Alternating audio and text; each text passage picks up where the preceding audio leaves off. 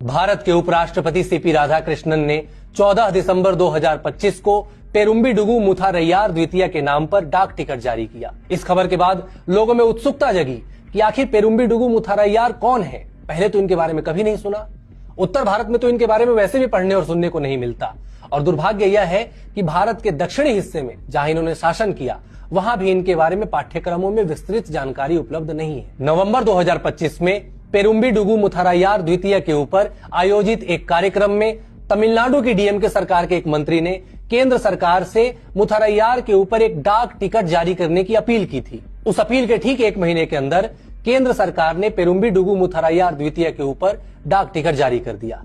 सम्राट पेरुम्बीडुगु मुथारैयार द्वितीय के नाम में जो पेरुम्बीडुगु है, यह उनकी उपाधि है और मुथारैयार जो है वो उनके वंश का नाम है। इनका वास्तविक नाम सुवरन मारन है और ऐसा माना जाता है कि इन्होंने 7वीं और 8वीं शताब्दी ईस्वी के बीच वर्तमान तमिलनाडु के तंजावुर, त्रिची और पुदुकोट्टई क्षेत्र पर शासन किया। उनके द्वारा निर्मित और संरक्षित मंदिरों में मिले अभिलेख उन्हें एक ऐसे राजा के रूप में महिमा मंडित करते हैं जिसने अपने जीवन में 12 युद्ध लड़े और कभी पराजय का मुंह नहीं देखा। सुवरन मारन को शत्रु भयंकर के नाम से भी जाना जाता था। अभिलेखों से यह भी ज्ञात होता है कि आचार्य नंबन, आचार्य अनिरुद्ध, कोटात्रु इलम पेरुमनार और कुवन कंजन जैसे कवि उनके दरबार की शोभा बढ़ाते थे। इन चारों कवियों ने उनकी वीरता और पराक्रम का गान किया, जो मीनाक्षी सुंदरेश्वर मंदिर के चारों स्तंभों पर उत्कीर्ण है।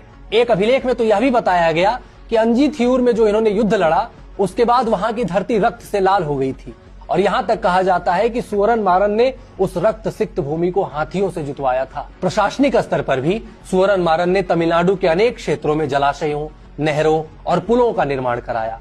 चूंकि उस दौर में सिंचाई के लिए पानी का एकमात्र स्रोत केवल वर्षा का जल हुआ करता था, इसलिए सुवरन मारन का यह प्रयास उनकी दूरदर्शिता को दर्शाता है।